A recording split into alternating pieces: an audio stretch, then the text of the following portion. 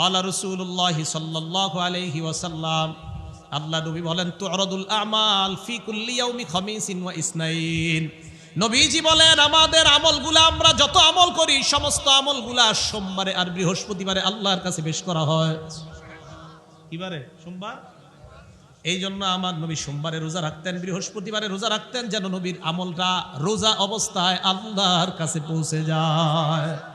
আপনারা রাখেন, সোমবারে রোজা রাখবেন, বৃহস্পতিবারে রোজা রাখবেন, এই আশায় আল্লাহ আমার আমল তো তোমার কাছে আজকে যাবে, মাবুদ আমি কিন্তু রোজা অবস্থায় আছি, আমি রোজা অবস্থায় আমল তোমার কাছে পেশ করলাম।